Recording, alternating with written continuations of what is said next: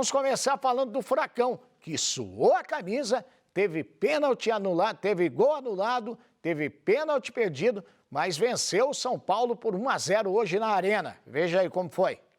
Aqui na Arena da Baixada, o Atlético reencontrou o caminho das vitórias no Campeonato Brasileiro. Precisou de 2 pênaltis para converter um e vencer o São Paulo pelo placar de 1-0, somando 3 importantes pontos no Brasileiro para a festa da torcida rubro-negra. Bom, uma primeira etapa em que o time atleticano, escalado por Felipão com algumas alterações, pressionou o adversário. Tanto é que chegou a marcar um gol, impedido com o Canóbio, e não desistia das jogadas a todo instante. Conduziu as ações assim na primeira etapa, pressionando o adversário, mas foi o segundo tempo que guardou realmente as grandes emoções do torcedor atleticano, que comemorou e muito aqui na Arena o resultado. Primeiro, deixa eu contar essa história para vocês. Veio um pênalti para o Atlético logo aos 8 minutos dessa segunda etapa, em cima de Vitor Roque, na lambança aí que vocês estão vendo do goleiro Felipe Alves. Bom, Thiago Heleno foi para a cobrança e o Felipe Alves se redimiu. Essa é a primeira das 2 cobranças no segundo tempo. Calma, que depois o Atlético finalmente balançou as redes e também de pênalti. Dessa vez, a penalidade foi aos 19 minutos nesse lance meio curioso aí. O árbitro primeiro marcou falta fora da área. Rapidamente, o VAR foi acionado e confirmou que foi dentro da área. Aí sim, bora para a cobrança que deu certo. Vitor Bueno, bola no fundo das redes aos 23 minutos. Demorou essa cobrança de pênalti para acontecer. 1-0 para o Furacão.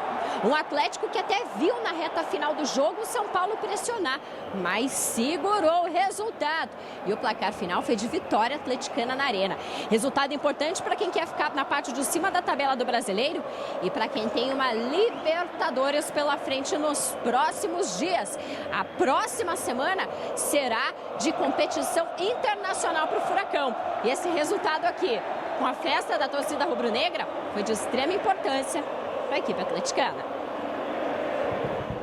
Furacão de bem com a vida em 3 competições, Libertadores, Copa do Brasil, e bem está no G4 do Campeonato Brasileiro. Marcelo Ortiz, você esteve na Arena, Gil Rocha acompanhou também. Como que foi a história ali, para quem está chegando conosco agora, que o Filipão chamou o Marlos, mas não colocou? Chamou o Marlos, porque foi a pergunta da nossa telespectadora, por que o Marlos não joga. Bom, primeiro ponto, Gil, eu acho que o Marlos é um jogador diferente do que o Atlético tem no elenco. Então, esse jogador de articulação, de mais tranquilidade para esse meio campo, de toque de bola, eu acho que poderia ser mais utilizado sim pelo Filipão. Essa é questão de opinião de cada um, eu acho que ele poderia ter mais chances. Até porque é uma posição que o Terans ainda não faz um campeonato igual fez no ano passado, né, Gil? Sim. O Terans até tem feito alguns gols, mas não tem feito assim a mesma competição. O que chama atenção, quando o Terans não joga, tem jogado o Vitor Bueno. Desde a chegada do Filipão, ele falou, o Vitor Bueno vai disputar a posição no meio, e tem disputado ali.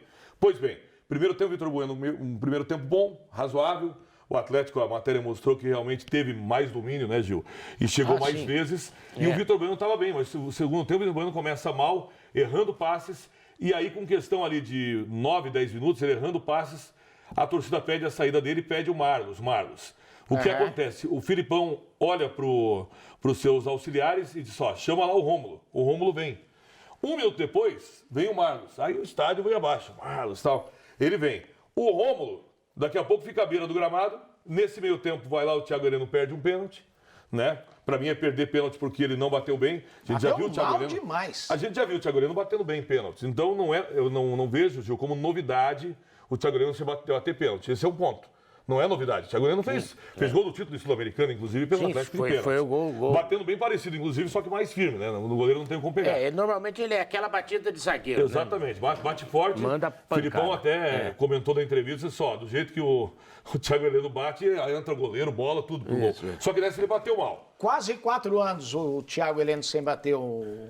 Então se você fala que é 4 anos, é desde a Sul-Americana. Foi aquela que você falou. É o que eu lembrei da Sul-Americana. Não, foi essa aí. Só que o Thiago Heleno, Osmar, ele tem treinado, o Filipão falou, o Vitor Bueno falou que realmente o Thiago Heleno era o primeiro batedor que estava em campo. Para mim, o primeiro batedor que estava em campo seria até o Kelvin. A gente já viu o Kelvin bater. O Kelvin bate bem em pênalti, já bateu em pênalti decisivo, inclusive, e foi bem. Eu acho que ele bate bem na bola. Independente disso, tava já... Não foi assim por acaso que o Thiago Heleno... Faz 4 anos que não bate, eu não sabia, mas coincidentemente o pênalti que eu lembrei é de 4 anos. Foi a situação americana. Só que o Thiago Heleno tem treinado e eram os jogadores em campo, segundo o Filipão e segundo o próprio Vitor Bueno, o Vitor era o segundo. Aí, nesse meio tempo, o Marlos vem, Osmar, e a inteligência do Filipão, ele deixa o Marlos no banco de reservas. Só, você espera e tal, e a gente estava tendo a jornada, e o Serginho na televisão, o Serginho disse, pode ser e o Marlos. O Serginho falou, o Marlos, inclusive, está de braço cruzado, olhando o jogo ali do banco. O Filipão tirou ele do aquecimento, Gil, para tranquilizar a torcida, para dar tranquilidade, porque o Vitor fez um bom primeiro tempo. Deu certo. Pênalti, o Vitor, nesse pênalti aí, cobra muito bem. O goleiro vai de volta para o mesmo lado, só que na outra ele cai para o canto esquerdo e deixa o pé, e acerta, e tira com a perna. Nessa aí não tinha como, ele bateu muito bem, fez o gol. Inteligência do Filipão, que no momento do gol já tinha 3 alterações. E fez as 3, Osmar. Colocou 3 atacantes novos em campo, o Vitinho, o Marcelo Cirino e o Rômulo. E aí o time pressionou, não conseguiu fazer o segundo gol. E no final até o São Paulo teve algumas possibilidades. Mas como tinha que ter um ganhador nesse jogo e foi o Atlético, realmente merecidamente. Gil, que preocupa essa contusão do Marcelo Cirino. Ele saiu com contusão no joelho, saiu chorando, muita dor. Tensão, A menos amanhã no exame a gente vai saber se é pior ou não. Eu tenho uma pergunta para vocês. O Atlético tem aí, está nas quartas da Copa do Brasil, está nas quartas da Libertadores, joga já quinta-feira e está no G4. Ele luta por esse G4 até o final, ele chega ao título da Copa do Brasil, ele chega também na Libertadores. Tem elenco para isso? Tem elenco para título. Eu acho que a Copa do Brasil, por exemplo, está bem encaminhada. E não digo para título brasileiro. Não acredito que o Atlético Paranaense tenha elenco para título brasileiro, do Campeonato Brasileiro. Mas tem elenco, tem time para G4. Concordo. Agora, evidentemente, uma das se duas vier Copas pode ganhar. Ou Libertadores ou Copa do Brasil. Agora, evidentemente que se vier um título de uma das Copas, vai haver um relaxamento natural no Campeonato Brasileiro. Mas, não havendo, o Atlético tem chance, sim, boa chance, na minha opinião, de chegar entre os 4. Hoje tinha alguns jogadores fora, né? Jogou sem a dupla de zaga titular e sem o Pablo e sem o Terence. E sem o Terence. 4 então jogadores. São 4 jogadores, já é quase meio time, né, Gil? Por outro lado, Osmar, você veja como são as circunstâncias. O Thiago Heleno voltou e em condições normais, né, Gil? O Thiago vai ser titular desse time. Então tem isso também. Sim. O Matheus Felipe é um bom zagueiro. Então é dentro disso que o Gil falou, só para lembrar, concordo com o Gil que por outros elencos é difícil imaginar o Atlético com um elenco para disputar o brasileiro. Mas não fica muito abaixo não, Osmar, porque o Terence não vinha tão bem, o Vitor Bueno, como eu disse, fez um bom primeiro tempo, um segundo tempo razoável, mas deu conta do recado. E no lugar do Pablo, se quer saber, talvez o Pablo daqui a pouco tenha que disputar outra posição. Porque esse Vitor Roque é muito bom, viu? Esse garoto joga demais.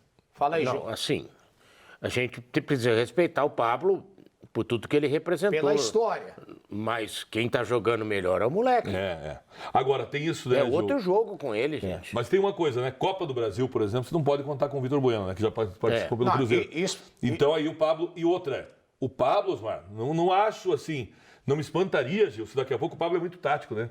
Se o Pablo não tentar brigar por uma posição, exatamente.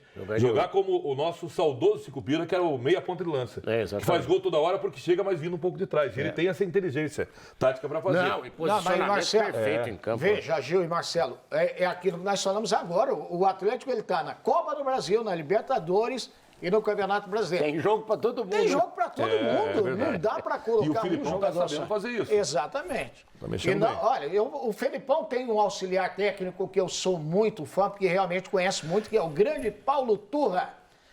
E a semana do Furacão agora tem quinta-feira, 9h30 da noite, o jogo pela Libertadores contra o Estudiantes de La Plata.